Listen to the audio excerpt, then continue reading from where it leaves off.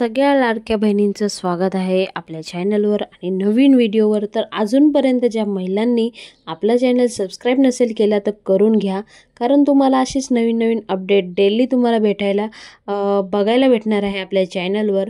तर चला, अदितीताई तटकरेंनी 26 जानेवारीच्या दिवशी एक खूप मोठी अपडेट दिलेली आहे, ते सुद्धा आपण जाणून घेऊया। तर मुख्यमंत्री माझी लाडकी बहीण योजना जानेवारी 2025 जो महिना होता त्या महिन्यामध्ये ज्या लाडक्या बहिणीचे पैसे सुरू होणार होते 24 तारखेपासून, तर त्या 24 तारखेपासून पैसे टाकणे सुरू झालेले आणि 26 तारखेला जेवढे लाडकी बहीण बाकी होती तर 26 तारखेच्या आत सगळ्या लाडक्या बहिणींच्या खात्यामध्ये पैसे जमा झालेले आहे, असं अदितीताईंनी ट्विट केलं आहे ट्विटरवर। आणि त्यांनी सांगितलं, खूप काही सांगितलं आहे लाडक्या बहिणीबद्दल।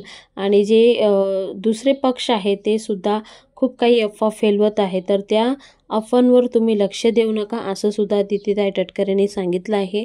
आणि ज्या लाडक्या बहिणीला अजून सुद्धा पैसे आलेले नाही त्यांनी जरूर आपल्या कमेंट बॉक्समध्ये कमेंट करून सांगायचं आहे की मला ह्या महिन्याचा हप्ता आला नाही। आणि ज्यांना सगळे हप्ते आले आहे त्यांनी सांगायचं आहे मला आतापर्यंत सगळे हप्ते आलेले आहे।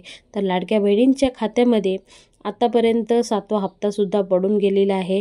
त्यानंतर आतापर्यंत आपले जे महाराष्ट्र सरकार आहे, म्हणजे आपले लाडके मुख्यमंत्री साहेब, त्यांनीसुद्धा खूप मदत केलेली आहे। हे सगळे पैसे देऊन लाडक्या बहिणीला कुठं ना कुठं मदत होत आहे। आणि असे दर महिने करोडो रुपये लाडक्या बहिणींच्या खात्यामध्ये आपले जे मुख्यमंत्री आहेत ते टाकायचा प्रयत्न करीत आहे। तर ही कुठं ना कुठे एक चांगली मोहीम त्यांनी राबवली आहे असं मला वाटते। तुम्हाला काय वाटते जरूर कमेंट बॉक्समध्ये कमेंट करून सांगा। तर लाडकी बहीण योजने अंतर्गत लाभार्थी महिलांकडून रक्कम परत जमा करण्याबाबत शासनाकडून सक्ती नाही, महिला व बालविकास विभागाने स्पष्टीकरण केलेलं आहे।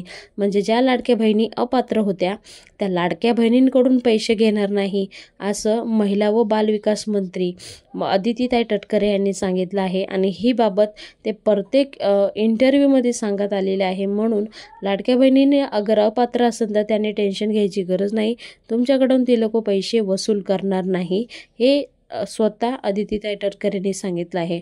आता जाणून घेऊया पुढं काय आहे। मुख्यमंत्री माझी लाडकी बहीण योजनेमध्ये लाभार्थी महिलाकडून त्यांना दिलेले लाभ शासनाकडून सक्तीने परत घेणार येत आहे अथवा घेणार आहे अशाबद्दल प्रसिद्धी होण्याची बाबतीत वस्तुस्थिती धरून काही लोक अशी अफवा फैलवत आहे की ते परत घेणार आहे किंवा लाडकी बहिणी जे आतापर्यंत जेवढे काही हप्ते आले ते परत घेऊन ते सरकार तिजोरीमध्ये टाकणार आहे, पण असं काहीच करणार नाही। ते सुद्धा त्यांना जेव्हा हे कंप्लेंट येत आहे की आम्ही अपात्र आहोत तेव्हा ते पैसे घेणार नाही, ते तर बोललेलेच आहे, पण अपात्रचं समोरून फॉर्म भरून देत आहे तेव्हा त्यांना समजलं की ह्या महिला अपात्र आहे। तर असे कितीक अफवा उडत आहे की ज्या महिला अपात्र आहे त्यांच्याकडून गव्हर्नमेंट जे आहे कसे ना कसे पैसे काढून घेणारच। तर त्या बाबतीत जे महिला आहे ते चिंतित आहे की ती महिला मेसेज वगैरे सुद्धा करीत आहे। तर त्यांना हे सांगू इच्छिते की स्वतः बालविकास मंत्री बोललेले आहे की पैसे परत घेणार नाही। तर तुम्ही दुसरी जी अफवा बाहेर फैलवत आहे त्या गोष्टीवर तुम्ही लक्ष नका ठेवू, मला असं वाटते। त्यानंतर अपात्र ठरले असलेले लाभार्थीची रक्कम परत करत आहे, म्हणजे जे अपात्र ठरले ते स्वतःहून लाभाची जे रक्कम आहे ते परत करीत आहे। महिलांकडून पुढील कालावधीत लाभ नको, म्हणजे ज्या महिलांना लाभ नको आहे त्यांनी स्वतः फॉर्म भरून अर्ज केलेला आहे, अशा महिलांना त्यांनी विनंती विचार घेऊन लाभ घेण्यात येत नाही, म्हणजे अशा महिलांना लाभ देणार नाही ज्यांनी फॉर्म भरून दिलेले आहे स्वेच्छेने, त्यांना कोणताही दबाव दिलेला नाही। महिलांकडून रक्कम परत जमा करण्याबाबत कोणतीही शासनाकडून म्हणजे जे काही लाभ आहे ते लाभ शासनाकडून सांगितले गेले नाही का ह्या महिलांचे जे रक्कम आहे ते आपण परत घेऊया दिलेली, तसं अजिबात सरकार सांगत नाही। पण जे बाहेर अफवा फैलवित आहे तर त्या अफवावर तुम्ही लक्ष देऊ नका, मला असं वाटते। आणि पॅनिक होऊ नका।